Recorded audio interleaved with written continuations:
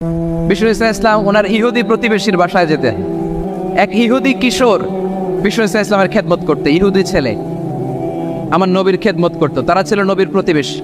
তো অনেক দিন হয় ইহুদি ছেলেটা আসে না। বিষ্ণুনবী খোঁজ দিলেন ঘটনা কি, একটা ইহুদি ছেলে না আমার খেদমতে আসতো, ছেলেটা কই? খোঁজ নিয়ে জানলেন ছেলেটা অসুস্থ। বিষ্ণু ইসলাম ওই ইহুদির বাড়িতে চলে গেলেন ওই ছেলেটাকে দেখা করার জন্য, ভিজিট করার জন্য। সুবহানাল্লাহ পড়বেন না? গেলেন, যে দেখে ইহুদি ছেলেটা মুমূর্ষ, জান যায় যায় ভাব, বিছানায় পড়ে আছে, তার বাবা দাঁড়ানো।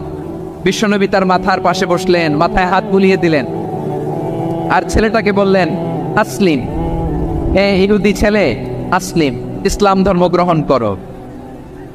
তো ছোট্ট ছেলে ভাবে আমরা ইহুদি, এখন ইসলাম ধর্ম গ্রহণ করলে আব্বা যদি বকা দেয়। ফানাযারা ইলা ওয়াজহি আবি, ছেলেটা তার বাবার চেহারার দিকে তাকালো, দেখি আব্বা কি কয়।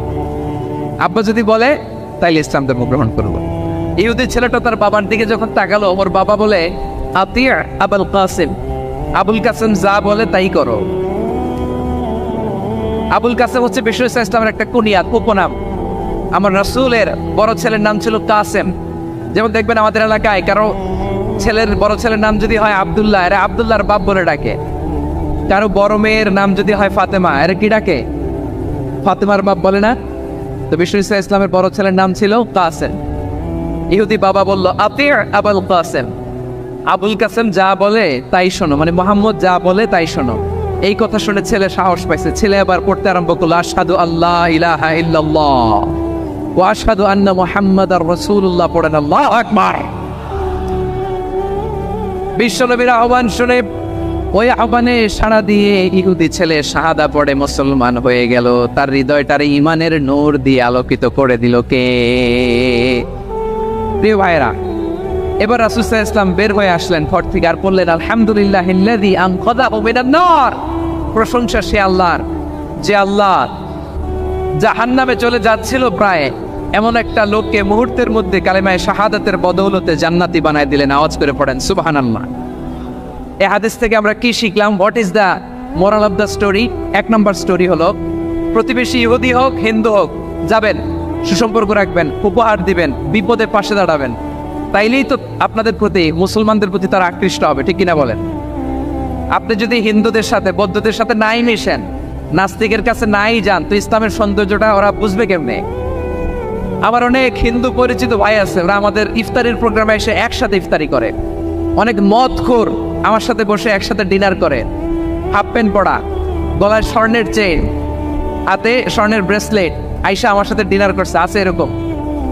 গাঁজাখোর, আমি বলি আসো, ওয়েলকাম টু মাই ডিনার, আসো বসো। বসলেই তো আমি ওর ডিএনএ, চিন্তার ডিএনএ চেঞ্জ করে দেওয়ার সুযোগ পাবো, চিল্লায় বলো ঠিক কি না? আসতে হবে আমার কাছে। Hour door is open, the door of Islam is open 24/7। সব সময় আমাদের ইসলামের দরজা আমার অমুসলিম ভাইদের জন্য খোলা আছে, না নেই? এই হাদিস থেকে দুইটা শিক্ষা। এক নম্বর শিক্ষা, প্রতিবেশী মুসলিম হোক অমুসলিম হোক, যান, অসুস্থ হইলে একটু আপেল নিয়ে যান, আঙ্গুর নিয়ে যান, কমলা নিয়ে যান, তাদের সাথে ভালো আচরণ করেন। ইসলামের বিউটি দেখে, সৌন্দর্য দেখে অবাক হবে, নসিব ভালো হলে কোনোদিন কালিমা পড়ে মুসলমান হয়ে যাবে, ঠিক কিনা বলেন? তাহলে অমুসলিমের সাথে ভালো সম্পর্ক। বিশ্বনবী ইহুদির বাড়িতে গেলেন, ইহুদির বাড়ি, আর আমার মুসলমান ভাই আমার কাফের বলে, এরকম আছে না নাই? মুসলিমরা দেখতে পারে না, সহ্য করতে পারে। বিশ্বনবী সাল্লাল্লাহু আলাইহি ওয়াসাল্লাম ইহুদির বাড়িতে গেলেন, এটা একটা শিক্ষা। আরেকটা শিক্ষা হলো, ভাইয়েরা, ধাক্কা মেরে এসে সামনে এসে কি লাভ? প্রোগ্রাম তো শেষ হচ্ছে, এখনই শেষ হচ্ছে। তো এই যে আমাদের বকশি ভাই ওয়াদা নিল, হাত তোলালো, মিম বলে এত কথা বললো, তো আমি জেলায় জেলায় দিয়ে খালি হাত নাড়াই তোমাদের জন্য নাকি? হ্যাঁ, হাত নাড়াই শুধু। এই ধাক্কাইতে ধাক্কাইতে এদিকে এসে হাত নাড়াইতেছে, হয়েছে তো, দেখলাম তো, ঠিক আছে, মাশাআল্লাহ, অনেক সুশৃঙ্খল, অন্যান্য যে কোনো জেলার জন্য সুশৃঙ্খল। আমার দিকে তাকাও, আমার দিকে তাকাও, ঠিক আছে। এই যে দাঁড়িয়ে আছে, একটা ছেলে নড়ে না, দেখছেন? মাশাআল্লাহ মাশাআল্লাহ মাশাআল্লাহ। হ্যাঁ, এইভাবেই। আর কয়েকটা মজাদার কথা আছে, শোনো। এই হাদিস থেকে আমাদের শিক্ষা হলো, আমার প্রতিবেশী যেই ধর্মের হোক আমি সম্পর্ক রাখবো। অসুস্থ হলে যাবো, কি বলেন ভাইরা? যাবেন না? যাবেন না আপনারা? আচ্ছা, 2 নম্বর শিক্ষা হলো, বিষ্ণু ইসলামের খাদেম ছিল ইহুদি। এতদিন খেদমত করলো, একদিনও বিশ্বনবী ওরা কালিমার দাওয়াত দেয় নাই। কারণ কি? বিশ্বনবী একটা ভালো সময়ের অপেক্ষা করতেছিলেন, প্রপার টাইমিং। দাঈর কাজ হচ্ছে দাঈ ইলাল্লাহ, সে হচ্ছে সুযোগ সন্ধানী। দাঈ সুযোগ খোঁজে, কখন দাওয়াত দিলে ব্যাটে বলে হবে, ছোপ যে কোপ মারে, ঠিক কিনা বলেন? বিষ্ণু ইসলাম ভালো সময়ের অপেক্ষা করতেছিলেন, দেখি ভালো সময় আসুক আসুক আসুক আসুক। আস্তে আস্তে এমন সময় আসছে, ছেলে এবার মুমূর্ষ। অসুস্থ ব্যক্তির হৃদয় অত্যন্ত নরম থাকে। হসপিটালে যখন কেউ যায় তার হৃদয়টা বড্ড নরম থাকে, মৃত্যুর ভয়ে তার অন্তরটা নরম থাকে, ঠিক কিনা বলেন?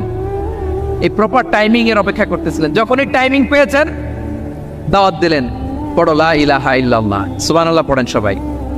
তাহলে ইসলাম অমুসলিম প্রতিবেশীর সাথে ভালো আচরণ করতে বলেন। ইসলাম অমুসলিম মাতা পিতার সাথেও ভালো আচরণ করতে হবে। মাতা পিতা যদি অমুসলিম হয় তার ফেলে দিতে পারবেন? পারবেন? আমার লালমনিরহাটের ভাইরা, অনেক হিন্দু ছেলে আমাদের হাতে শাহাদা পড়ে মুসলিম হয়, কিন্তু ওর মা মুসলমান হয় নাই, বাবাও হয় নাই। এরকম আছে না নাই? তো ও হয়েছে মুসলিম, মা বাপ হিন্দু, এখন মা বাপ কি বাদ? হ্যাঁ, মা বাপ বাদ দেয়া যাবে? যেই মা আপনার 9 মাস 8 মাস পেটে ধারণ করলো, আপনার মায়ের নার ছেড়া তখন আপনি ওই মারে বাদ দিতে পারবেন? যে মায়ের বুকের তাজা দুধ খেয়ে আপনি আজকে বাড়ন্ত তাজা তরতাজা, ওই মারে বাদ দেয়া যাবে? মায়ের এক ধারে দুধের দাম, কাটিয়া গায়ের চাম, পাপোশ বানাইলে ঋণের শোধ হবে না, এমন দরদি ভাবে কেউ হবে না আমার মা গো। মায়ের এক ধারে দুধের দাম, কাটিয়া গায়ের চাম, পাপোশ বানাইলে ঋণের শোধ হবে না, এমন দরদি ভাবে কেউ হবে না আমার মা। ঠিক কিনা? মাকে তো বাদ দেওয়া যায় না। وقضى ربك ألا تعبدوا إلا إياه وبالوالدين إحسانا। আল্লাহ বলে অবধারিত দুইটা ভার্ডিক তোমাদের জন্য, এক আল্লাহর ইবাদত করবা আর মা বাবার প্রতি ইহসান করবা। আদেশটা কার? মা বাবার প্রতি ইহসান করতে হবে। আমার মা হিন্দু হোক ভালো আচরণ করতে হবে, বৌদ্ধ হোক ভালো আচরণ করতে হবে। আমার যে সমস্ত হিন্দু ভাইয়েরা মুসলিম হয়েছে, তোমাদের মা বাবা এখনো মুসলমান হয় নাই, তাদের সাথে ভালো আচরণ করতে হবে। আপনাদের খেদমত নিজে করতে হবে অথবা খেদমতের ব্যবস্থা করাই দিতে হবে। মান্থলি যে খরচ লাগে এটা দিতে হবে। আরে তুমি এখন মুসলিম, তোমার মা বাবা হিন্দু, এখনই তো সুযোগ ইসলামের সৌন্দর্য দেখানো। এখন মা বাবা যদি দেখে আরে এটা হিন্দু থাকতে তো বদমাইশ ছিল, বেয়াদব ছিল, কি এমন ধর্ম সে গ্রহণ করলো যেটা গ্রহণের সাথে সাথে সে পাল্টে গেল? কি এমন ধর্ম সে গ্রহণ করেছে যেটা তার জীবনকে আলোকিত করে দিয়েছে? নসিব ভালো হইলে তারাও কালিমা পড়ে মুসলমান হয়ে যাবে। বিশ্ব ইসলামের স্ত্রীর নাম ছিল আয়েশা রাদিয়াল্লাহু তাআলা আনহা, আবু বকর রাদিয়াল্লাহু তাআলা আনহুর মেয়ে। আবু বকর রাদিয়াল্লাহু তাআলা আনহুর আরেক মেয়ের নাম হচ্ছে আসমা। কি নাম? দুজনই আবু বকর রাদিয়াল্লাহু তাআলা আনহুর মেয়ে, আসমা আর আয়েশা। নাম দুটা কেমন লাগে? আসমা নামটা কেমন লাগে? আয়েশা নামটা কেমন লাগে? সবার ভালো লাগে নাই? নাম দুটো আপনাদের ভালো লাগে? লালমনিরহাটে অনাগত যদি কন্যা সন্তান হয়, যদি মনে চায় আসমা রেখে দিতে পারবেন, যদি মনে চায় আয়েশা রেখে দিয়েন। দেশে বিদেশে এয়ারপোর্টে রাস্তাঘাটে শুধু বলে হুজুর একটা নাম দেন, আমার ছেলের একটা নাম দেন, মেয়ের একটা নাম দেন। তো আমার মনে আছে যশোরের 8 দিনের মাহফিলে আমি একটা দুটা নাম দিয়েছিলাম। আজকে লালমনিরহাটের এই প্রোগ্রামে কন্যা সন্তান যদি হয় দুটা নাম দিলাম, আসমা কিংবা আয়েশা। ইনশাআল্লাহ পড়েন। দুজন বোন, এক মায়ের নাম, বাবা এক মা দুজন। আয়েশা রাদিয়াল্লাহু তাআলা আনহার মায়ের নাম উম্মে রুমান, আর আসমা রাদিয়াল্লাহু তাআলা আনহার মায়ের নাম কুতাইলা বিনতে আব্দুল উজ্জা। আবু বকর রাদিয়াল্লাহু তাআলা আনহু 4টা বিয়ে করেছিলেন। তো একই ঘটনা ঘটেছে এই ফ্যামিলিতে। আসমা ইসলাম ধর্ম গ্রহণ করে মুসলিমা, কিন্তু তার মা কুতাইলা মুশরিকা। আই রিপিট, বোঝার জন্য আমি আবারও বলি, আসমা রাদিয়াল্লাহু তাআলা আনহা মুসলিমা, আর আসমার মা কোতাইলা, আওয়াজ করে বুঝে থাকলে বলেন, আসমার মা মুশরিকা। তার মানে মেয়ে মুসলিম, মা অমুসলিম, বেজাল আছে না নাই? কিন্তু কোতাইলা আর ধৈর্য ধারণ করতে পারে না। নার ছেড়া ধন, কলিজার টুকরা ধন, কলিজার টুকরা সন্তান আসমারে দেখতে বড্ড মন চায়। সাইয়েদনা আসমা রাদিয়াল্লাহু তাআলা আনহা মক্কা থেকে হিজরত করে মদিনায় চলে গেলেন। হুদাইবিয়ার পর যখন মক্কা মদিনার ট্রাফিক স্বাভাবিক হলো, মক্কার লোক মদিনায় যায়, মদিনার লোক মক্কায় আসে। কোচাইলা কলিজার টুকরা সন্তান আসমারে দেখার জন্য কিছু উপহার নিয়ে বিশাল মরুপথ পাড়ি দিয়ে মক্কা থেকে মদিনায় যায়। সুবহানাল্লাহ বলেন। এখন মা আসছে মেয়ের সাথে দেখা করতে, মেয়ে তো আর দেখা দেয় না। মেয়ে ভাবছে আমার মা তো মুশরিকা, অপবিত্রা, তার সাথে কি দেখা দেয়া যাবে? বিশ্বনবীর দরবারে চলে গেলেন। সুবহানাল্লাহ বলেন। কি সৌভাগ্যবান ছিল তারা, মাসলা জানার দরকার হলেই নবীর দরবারে চলে যেত। ঘরে বউয়ের সাথে ঝগড়া হলে নবীর দরবারে চলে যেত। অনেক সাহাবী বলে আমার পেটে ক্ষুধা লাগলেও আমি নবীর কাছে চলে যেতাম, কারণ নবীর চেহারার দিকে তাকালেই আমার পেটের ক্ষুধা মিটে যেত। সাইয়েদনা আসমা রাদিয়াল্লাহু তাআলা আনহা বিশ্বনবীর কাছে চলে গেলেন, যে বললেন ইয়া রাসূলুল্লাহ, হে ইয়া হাবিবাল্লাহ, ইন্না উম্মি কাদিমাতুন ইলাইয়া ওয়া হিয়া রাগিবা। আমার মা মক্কা থেকে অনেক দূর মরুর পথ পাড়ি দিয়ে উপহার সামগ্রী নিয়ে মদিনায় আমার সাথে দেখা করতে এসেছে গো নবী। আমার জানতে বড্ড ইচ্ছে হয় আমি আমার মুশরিকা মাখা করতে পারবো কিনা। আফা আসিলুহা, আগে যেমনি আমি আমার মায়ের সাথে ভালো আচরণ করতাম, যেমনি আমি আমার মায়ের সাথে সদাচরণ করতাম গো নবী, এখন আমি মুসলিমা, মা মুশরিকা, এখনো কি আগের মতো সদাচরণ করতে পারবো নাকি? বিশ্বনবী বললেন নাম সিদিহা, এরে আসমা, অবশ্যই অবশ্যই, আগে ঠিক যেমন তুমি তোমার মায়ের সাথে ভালো আচরণ করতে, এখনো তেমনি আগের মতো ভালো আচরণ করবা। আওয়াজ করে পড়েন সুবহানাল্লাহ। কি ইসলাম আমরা পেয়েছি! কত ব্রড মাইন্ডেড আমাদের ইসলাম, কত ওপেন মাইন্ডেড ইসলাম, কত ওপেন আপ করতে পারে, চিন্তা করতে পারেন। বিশ্বনবী বললেন হ্যাঁ অবশ্যই, নাম সুলিহা, আগে যেমনি ভালো আচরণ করছো আসমা, এখন ওইরকমই করো, পারলে আরো বাড়াই করো। সুবহানাল্লাহ বলেন। তাহলে আমার যে হিন্দু ভাইয়েরা, হিন্দু বোনেরা, ইমানের বদৌলতে দৌলতে আপনি ধন্য হয়েছেন, আপনার আম্মা আব্বা এখনো মুসলমান হয় নাই, তাদের জন্য দোয়া করেন, তাদের জন্য দোয়া করেন, আল্লাহ যেন তাদেরকেও ইমানের দৌলত দান করে। আমরা সবাই পড়ি আমিন, আরো জোরে পড়েন আমিন। এখন বলেন, ইসলাম কি ন্যারো মাইন্ডেড রিলিজিয়ান না ব্রড মাইন্ডেড? লালমনিরহাটের যুবক ভাইরা আওয়াজ করো, ইসলাম কি ন্যারো মাইন্ডেড না ব্রড মাইন্ডেড? কতটা ব্রড মাইন্ডেড দেখেন। বিশ্বনবী সাল্লাল্লাহু আলাইহি সাল্লাম অমুসলিমরা যদি নবীকে উপহার দিত, ওই উপহারও বিশ্বনবী গ্রহণ করতেন। সুবহানাল্লাহ পড়েন। আপনার অমুসলিম বন্ধু যদি উপহার দেয় সেটাও আপনি নিতে পারবেন, যেটা নেওয়া জায়েজ। কিন্তু আপনার বন্ধু যদি আপনার মদের বোতল দেয়, নিতে পারবেন? হ্যাঁ, মদের বোতল দিলে পারবেন। আপনার বন্ধু যদি আপনার পর্ক দেয়, পর্ক, শুকরের গোশত মিশ্রিত কোনো খাবার, ওটা নিতে পারবেন না। হালাল যে কোনো জিনিস নিতে পারবেন। বিশ্বনবী সাল্লাল্লাহু আলাইহি ওয়াসাল্লাম অমুসলিমদের দেয়া হাদিয়া গ্রহণ করতেন। কেমন নবী ছিলেন, আমার নবীরে চিনে নেন, আমার নবীর অ্যাটিটিউড জেনে নেন। বিশ্বনবী সাল্লাল্লাহু আলাইহি ওয়াসাল্লাম যখন কোনো জনপদে যেতেন, 3টা অপশন নিয়ে যেতেন। প্রিয় ভাইয়েরা আওয়াজ করে বলতে হবে, কোনো জনপদে গেলে আমার নবীর অপশন থাকতো কয়টা? আমার মতো 3 আঙ্গুল উঁচু করে দেখান আর বলুন, আমার নবী কোনো জনপদে গেলে কয়টা অপশন নিয়ে যেতেন? 1 নম্বর অপশন আসলিম তাসলাম।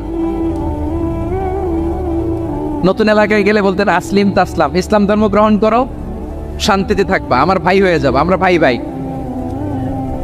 ইসলাম মানো, আমরা ভাই ভাই। অপশন নাম্বার কত? 1। যদি বলে না ইসলাম মানবো না, ওকে, অপশন নাম্বার 2, মুসলিম হওয়ার দরকার নাই, লা ইকরাহা ফিদ্দিন, ইসলামে কোনো বাড়াবাড়ি নাই। খ্রিস্টান আছো থাকো, বৌদ্ধ আছো থাকো, ইহুদি থাকতে চাও থাকো, কিন্তু আমরা যেহেতু রিজিওনাল সুপার পাওয়ার, আমাদের আন্ডারে থাকো, ট্যাক্স দিয়া থাকো, এটার বলে জিজিয়া। আলেম যারা আছেন বুঝবেন, এটার আরবিতে কি বলে? জিজিয়া। You pay us the tax, we will give you the security. তোমরা ট্যাক্স দিবা, আমরা সিকিউরিটি দিব, আমাদের আওতায় থাকবা, কেউ তোমাদেরকে আক্রমণ করতে পারবে না, আমরা নিরাপত্তা দিব। সুবহানাল্লাহ বলেন। এটা অপশন নাম্বার কত? আচ্ছা, বুঝে থাকলে বলেন 1 নম্বর অপশন কি ছিল? ইসলাম। ইসলাম মানো শান্তিতে থাকবা, ভাই ভাই, আমরা ভাই ভাই। অপশন নাম্বার 2, ট্যাক্স দাও, আমরা নিরাপত্তা দিব, মুসলিম হওয়া লাগবে না। এখন 1 নম্বরও মানে না, 2 নম্বরও মানে না, মুসলিম হবো না, ভালো খ্রিস্টান থাকো, ট্যাক্স দাও, আমরা সিকিউরিটি দিব না, এটাও মানে না। বিষ্ণু বলেন তাহলে তলোয়ার আমাদের আর তোমাদের মাঝে ফয়সালা করবে, মুসলিমও হবো না, ট্যাক্স দিবা, নিরাপত্তা দিব, আমরা সুপার পাওয়ার, আমাদের আন্ডারে থাকবে, এটাও না। তাহলে তোমাদেরকে তো আমরা বিশ্বাস করতে পারি না, কখন না কখন বিশ্বাসঘাতকতা করো, কার সাথে মিলে হাত মিলাও, তলোয়ার আমাদের মাঝে ফয়সালা করবে। তখন তিনি জেহাদের সশস্ত্র সংগ্রামের ঘোষণা দিতেন। সুবহানাল্লাহ পড়েন। দেখেন, পশ্চিমারা জেহাদকে এইভাবে চিত্রায়িত করে না। ওরা জেহাদ বলতে বোঝায় তলোয়ার, হাত কাটো, গলা কাটো না। জেহাদ সশস্ত্র সংগ্রাম 3 নম্বরে। অধিকাংশ ক্ষেত্রেই বিশ্বনবীর সুন্দর আচরণ দেখে, আরে আমার নবীর যে নুরানি চেহারা, অনেকে তো কেবল সির্ফ চেহারাটা দেখেই কালিমা পড়ে মুসলমান হয়ে গিয়েছে। যারা মুসলিম হয় নাই তারা তাদের ইসলামেই বলবৎ ছিল, ট্যাক্স দিয়ে ইসলামের আন্ডারে ছিল। যারা এটাও মানে নাই ওইটাও মানে নাই, তাদের বিরুদ্ধে জেহাদ। বিষ্ণু ইসলাম 7ম হিজরিতে যখন খায়বার বিজয়ের পরে ইসলাম রিজিওনাল সুপার পাওয়ার হিসেবে আত্মপ্রকাশ করলো, বিশ্বনবী চিঠি লিখলেন অন্যান্য সুপার পাওয়ারের কাছে, রাষ্ট্রীয় চিঠি লেখে এক রাষ্ট্রপ্রধান আরেক রাষ্ট্রপ্রধানের কাছে, ঠিক কিনা বলেন? জানেন না আপনারা? এই যে 24-এর ছাত্র নাগরিক অভ্যুত্থানে, এই অভ্যুত্থান যখন শুরু হয়, আমি তখন সাউথ আফ্রিকাতে, একটা স্ট্যাটাস দিয়েছিলাম, গোটা নয় গোটা দেশ সংস্কার করা লাগবে। শুধু বাংলাদেশ নয়, সারা বিশ্বের বাংলা ভাষাভাষী লোকেরা এই আন্দোলনের সাথে সমর্থন তারা করেছে, এটাকে সাপোর্ট করেছে, তারা সমর্থন দিয়েছে। আমাদের ইউনাইটেড আরব আমিরাতের বাংলাদেশি ভাইয়েরা তারা সেখানে রাস্তায় নেমে এসেছিল, জানেন? ওইখানে ডেমনস্ট্রেশন করা যায় না, সেখানকার সরকার তাদেরকে যাবজ্জীবন দিয়েছিল। তখন আমাদের এই যে প্রধান উপদেষ্টা ডক্টর মোহাম্মদ ইউনূস সরাসরি G2G বলে, এটারে G2G, government to government, G2G, উনি চিঠি লিখলেন যে তাদেরকে, ইউর হাইনেস, এ সম্মানিত আমির, আপনি আমার এই চিঠির কারণে আমার সম্মানে এই 53 জন বাংলাদেশিকে মাফ করে দেন। এই চিঠির বদৌলতে বেকসুর খালাস পেয়ে গিয়েছিল আমাদের ভাইরা। জানেন না এই ঘটনা আপনারা? তাহলে গভর্নমেন্ট টু গভর্নমেন্ট চিঠি দেওয়া হয়। 7ম হিজরিতে বিষ্ণু ইসলাম সব সুপার পাওয়ারের কাছে চিঠি দিলেন, রোমান সম্রাটের কাছে, পারস্য অধিপতির কাছে, মিশরের অধিপতির কাছে, সবার কাছে চিঠি লিখলেন। চিঠির ভাষা ছিল এরকম, মিন মুহাম্মাদিন রাসূলিল্লাহ ইলা মুকাওকিস আযীমিল কিবত, মুহাম্মদ রাসূলুল্লাহর পক্ষ থেকে মিশরের বাদশার কাছে, আসলিম তাসলাম, ইসলাম মানে শান্তিতে থাকবা, সালামুন আলা মান ইত্তাবা আল হুদা, শান্তি তার জন্য যে হেদায়েতের অনুসরণ করে। সুবহানাল্লাহ পড়েন। তো এই চিঠি অনেকে ভালোভাবে রিসিভ করেছে, অনেকে এই চিঠি পাওয়ার পরে নবীর কাছে আবার ইন রিটার্ন উপহার পাঠিয়েছে। কি পাঠিয়েছে? উপহার। মিশরের বাদশা মুকাওকিস তিনি বিশ্বনবীকে বিশাল এক উপহারের ডালি পাঠিয়েছেন। মিশরের বাদশা মুকাওকিস ছিলেন ধর্মে খ্রিস্টান। লালমনিরহাটের ভাইয়েরা আওয়াজ করে বলেন, মিশরের বাদশা ধর্মে কি ছিল? খ্রিস্টান। কি উপহার দিয়েছিল আমার নবীকে? শুনতে মনে চায়? আওয়াজ নাই লালমনিরহাটের গলায়, শুনতে মনে যায়? 1000 স্বর্ণ মুদ্রা, 1000 স্বর্ণ মুদ্রা। 2টা খ্রিস্টান দাসী, একজনের নাম মারিয়া বিনতে শামউন আল কিবতিয়া, আরেকজনের নাম সিরিন বিনতে শামউন আল কিবতিয়া। একজন খ্রিস্টান দাস 20 থান কাপড় জামা বানানোর জন্য, আমরা নবী যেন যা সেলাই করে জামা বানাতে পারে এজন্য 20 থান কাপড়, 20 থান ফাইন গার্মেন্ট। সুবহানাল্লাহ পড়বেন না? এরপরে একটা গাধা যেটার নাম ছিল রুফাইর, আর একটা খচ্চর, এটার নাম ছিল দুলদুল। খচ্চর ছিলেন গাধা আর ঘোড়ার ক্রসিং এ যে প্রাণীটা দুনিয়াতে আসে ওটার খচ্চর বলে। তো এই যে সুপার পাওয়ার খ্রিস্টান বাদশার কাছে নবী চিঠি লিখলেন, ওই খ্রিস্টান বাদশা আমার নবীকে উপহার দিল। বিশ্বনবী এই উপহারগুলো সানন্দে গ্রহণ করেছে। সুবহানাল্লাহ পড়বেন না? তাহলে অমুসলিম কেউ যদি আপনাকে উপহার দেয়, হালাল উপহার হলে আপনি গ্রহণ করতে পারবেন। অনুরূপভাবে পারস্যের বাদশা, রোম সম্রাট, বিশ্বনবীকে উপহার পাঠিয়েছেন, আমার নবী সবগুলো উপহার গিফট গ্রহণ করেছেন। সুবহানাল্লাহ বলেন। তাহলে প্রিয় লালমনিরহাট, আওয়াজ করে বলুন, ইসলাম কি ন্যারো মাইন্ডেড রিলিজিয়ন না ব্রড মাইন্ডেড? আম্মাজান আয়েশার কাছে মাসালা জানতে চায় মেয়েরা, হে আম্মাজান, অগ্নি উপাসকেরা তাদের ঈদের দিন নওরোজের সময় আমাদেরকে পাখি দেয়, নেওয়া যাবে? উনি বললেন, ওরা জবাই করে দিলে নেওয়া যাবে না, কিন্তু ওরা যদি ফলমূল এরকম খাবার দেয় এগুলো নেওয়া যাবে। তার মানে অমুসলিমদের দেয়া উপহার এটা গ্রহণ করা যায়। সুবহানাল্লাহ বলেন। শুধু তাই নয়, বিশ্ব ইসলাম অমুসলিমদের সাথে আর্থিক লেনদেনও করেছেন, ফিনান্সিয়াল ডিলিং করেছেন। অমুসলিমদের সাথে প্রয়োজনে আপনি ফিনান্সিয়াল ডিলিং করতে পারবেন। আমরা প্রায় দেখি বাজারের মিষ্টির দোকানগুলো আমার হিন্দু ভাইদের। লালমনিরহাটে মিষ্টির দোকান, দইয়ের দোকান কারা চালায়? হিন্দুরা চালায় না। তারপরে যে বারবার সব চুল কাটে যে নাপিত, অধিকাংশ নাপিতের দোকানে কারা? আমার হিন্দু ভাইরা। তারপরে চুল কাটতে পারবেন কিনা? পারবেন কিনা বলেন? পারবেন। তার দোকান থেকে দই মিষ্টি কিনতে পারবেন কিনা? হ্যাঁ, আমার মুসলিম ভাইয়ের দোকান থাকলে ওইটার আমি বেশি প্রায়োরিটি দিব, ঠিক কিনা? কিন্তু যদি তাদের সার্ভিস নিতে চান, প্রোডাক্ট নিতে চান, পারবেন। তার দলিল সহিহ বুখারী, আম্মা জান আয়েশা রাদিয়াল্লাহু তাআলা আনহা বলেন, ইশতারা রাসূলুল্লাহ সাল্লাল্লাহু আলাইহি ওয়াসাল্লাম মিন ইয়াহুদিন তুআমান ওয়া রাহানাহু দিরআহু মিন হাদিদ। রাসূল সাল্লাল্লাহু আলাইহি ওয়াসাল্লাম এক ইহুদির কাছ থেকে, কার কাছ থেকে? সবাই বলে নাই কার কাছ থেকে? আমার নবী, পেয়ারা নবী এক ইহুদির কাছ থেকে জব কিনেছিল, জব, বার্লি, যেটা দিয়ে রুটি বানায়।